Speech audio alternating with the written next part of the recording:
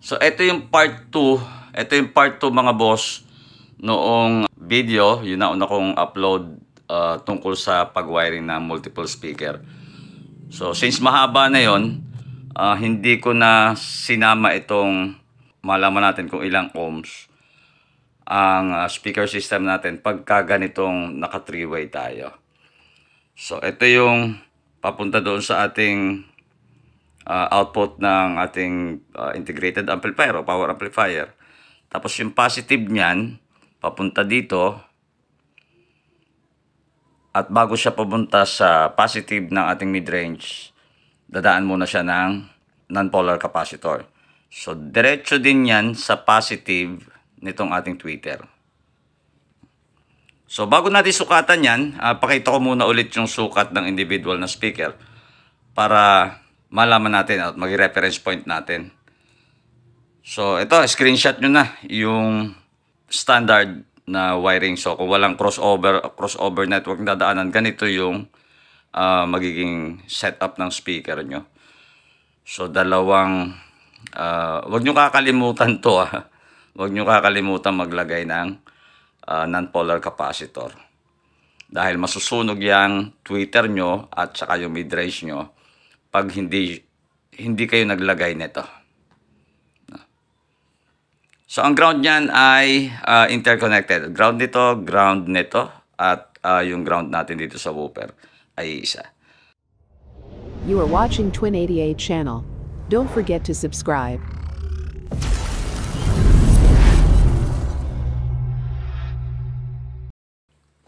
So, sa video natin ngayon mga boss, aalamin natin kung ilan yung total impedance o ilang ohms meron pagka ganyan na nakakabit na siya. Tingnan natin kung nakaka-apekto yung mid-range, yung tweeter, sa total impedance ng ating speaker system. So, para may reference tayo kung ilang ohms itong ating ginagamit ng mga speakers. Yung actual, hindi yung advertised.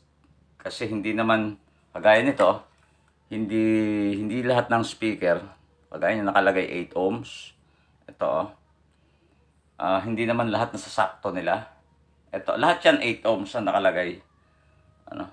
Hindi naman ibig sabihin noon ay guaranteed na 8 ohms. 8 ohms ang makukuha nating sukat. So, ito, unahin na natin itong si woofer.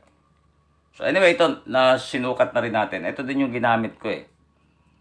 Ito din yung ginamit ko speaker doon sa video na yon. Yung speaker natin sa crown, ay hindi pala kita. So, sabi 8 ohms, pero ang kanyang impedance mga boss ay ayun. Kita ba?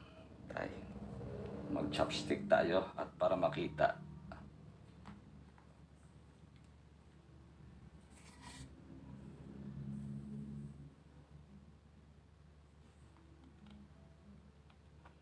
So, ang sabi, pero yan yung impedance niya, ay, yun. Nagpabago-bago. Hindi siguro lumalapat ang aking. Ayan, nagsa 7.9. Ayan, 7.9, 7.5. So, ayan, nakastick na siya 7.5. O, nag 7.4 pa. Ulit. 7.5. So, meron siyang 0.5 ohms na difference. Dito naman sa ating mid-range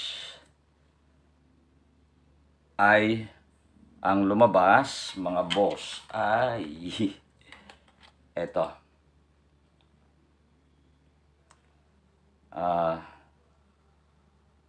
Hindi na dapat.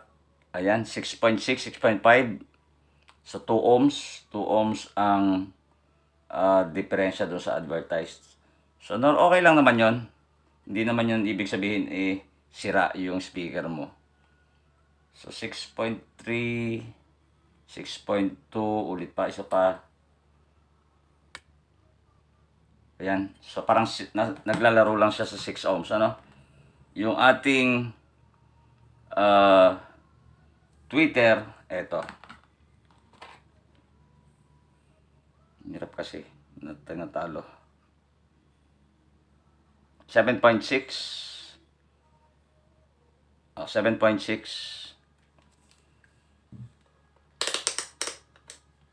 So siya nga pala, yung settings ng voltmeter natin o ng ohmmeter natin ay nado sa pinakamababa. Dito sa case na ginagamit ko, ang pinakamababa niya is 200 ohms. So unahin ko muna mga boss, yung para doon sa mga naka two-way lang, yung wooper at pagkatapos yung tweeter. So yung dalawang speaker na lang na yon ang ginagamit nila. So kabit lang natin itong positive dito sa paa ng capacitor. Okay. At ikabit naman natin itong negative dito.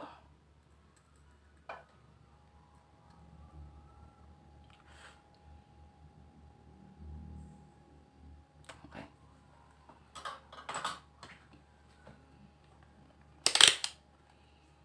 So yan yung speaker wiring pag two-way.